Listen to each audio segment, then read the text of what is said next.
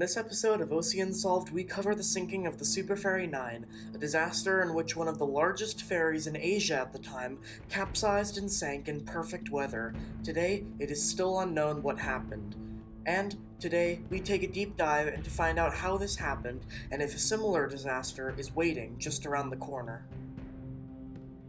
SuperFerry 9 was built in 1986 in Saki, Japan. It was originally known as Arike and sailed for a company called the A-Line, the same company that would eventually own the Seiwal ferry.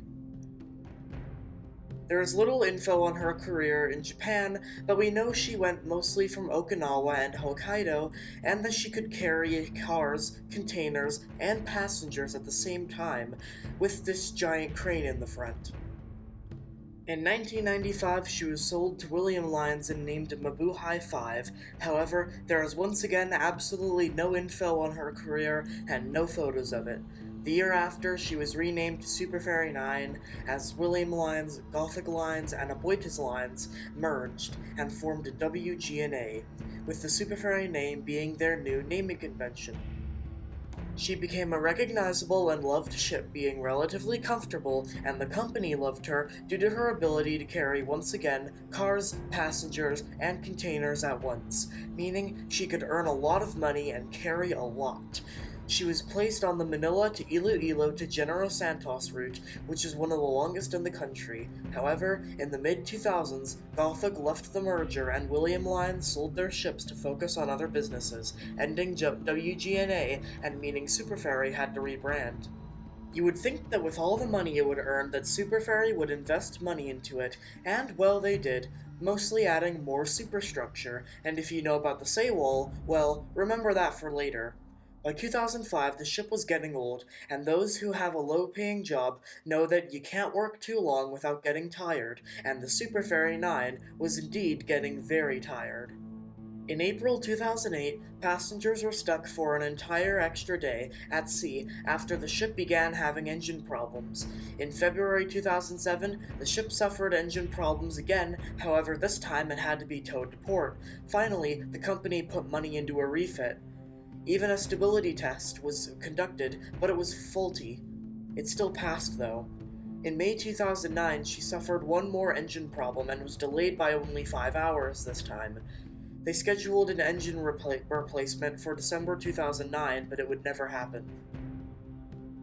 On September 5, 2009, at 8:45 a.m., she departed General Santos bound for Iloilo. Throughout the morning, passengers focused on resting after having to wake up early to board, but in the afternoon, passengers were taking advantage of the promenade decks or roaming around the main staircase with its stores and even a spa. The ship did have great deck space and a promenade wrapping around the back deck, meaning even in rain you could still get great views. However, they didn't need that, because it was a bright sunny day and the mood on board was very happy. Some who did not expect much and did not pay a lot said that it was a vacation in itself. As the night dawned, people ate lumpia and chicken abobo as they watched the sunset from the deck and the dining room. Everything was right, and the disaster and death was the last thing on anyone's mind. As the night dragged on, the ship developed a 2-degree list at about 1 a.m. on the 6th of September. The captain sent some crew down to check the cargo, and they reported it was secure. She sailed on with a starboard list. Specifics are hard to come by, but at around 3 a.m., the ship had began listing, and over the next hour, the captain contacted nearby ships, and passengers were called to muster stations. It was also around this time that the list caused cargo to bash around in the lower decks, which likely damaged the hull and allowed water in. At 5, Captain Joseph Yep ordered abandoned ship. The evacuation was relatively orderly. On the starboard side, a ladder was lowered to allow people to get into life rafts and eventually other ships. At 5:20 a.m., 2 Philippine Coast Guard ships and 1 Navy patrol ship arrived, followed by the MV Myrid. On the port side, it was a bit more chaotic. At the back end of the superstructure, it was relatively orderly, getting people off. However, there was only a small rigid hull inflatable boat ready for them. However, more came to help, and they eventually were able to get them all off. On the front, people used only one ladder, and there were so few people using that ladder they only needed one life raft. This was used to evacuate the bridge crew when they could at the last available moment. At 7:50, the last people to get off the ship alive got off, and only 10 minutes later, all captured on film, it capsized and floated for an hour before submerging at 9 a.m. on September 6, 2009. 10 people died. It's unknown how they died, but some were believed to have drowned inside the ship. 3 were found having drowned after evacuating the ship, and 1 was found floating onto a beach nearby, having believed to have drifted away and watched the rescuers float slowly away, not knowing that he was dying. Incredibly, 1 person found a piece of debris and survived for 2 days at sea before being found. Many ships arrived at Zamboanga City and then brought people home, the SuperFerry 1 having arrived to bring people to Manila. By the 10th, all survivors were home except for 23 who were still in hospital. Before we move on, I would just like to give a quick shout out to the crew of the MV Myriad.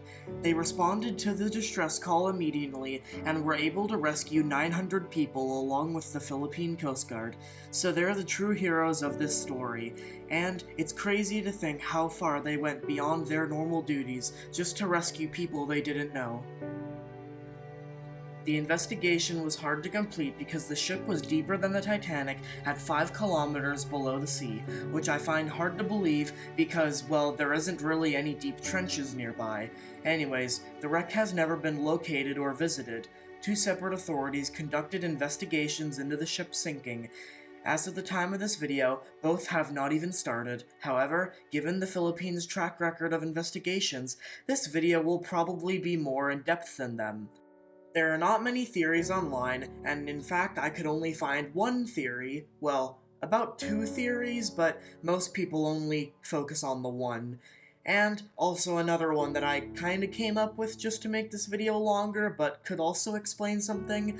I don't know, I'm not a master mariner, but I've heard a lot about these, and I have heard a lot about situations like this where similar things happened, and they know what happened. So, with that said, let's get into the theories. But before we do, I would just like to mention, really funny, that the company that built the SuperFerry 9 also had a disaster in 2009 with a ship that was named the same as the original name of the SuperFerry 9, but that's another video. However, if anyone does know anything about this ship, please put it in the comments because I can't find much about it online. In fact, the Wikipedia article is only 2 sentences, so... Anyways, Theory 1 is that the cargo was unsecure. Standards in the Philippines for cargo placement were almost non-existent, but the ferry had done this hundreds of times without having a degree of lists, and it now just went over without explanation. Besides, the crew secured the cargo mere hours before the Mayday call, so this is fairly unlikely. Theory 2 is the captain's theory, that it was blown over by wind. Now this had no evidence and I can't find a record of conditions on that day, and also the inquiry dismissed his theory, but it's the only theory with an expert agreeing, and also one that a survivor came up with. From the images, however, it looked like a common warm day, which is what the survivors also described. So this is unlikely, but it's the most likely considering it's actually the one that gets a lot of talking about. Theory 3 is our last, and that it was improper ballasting.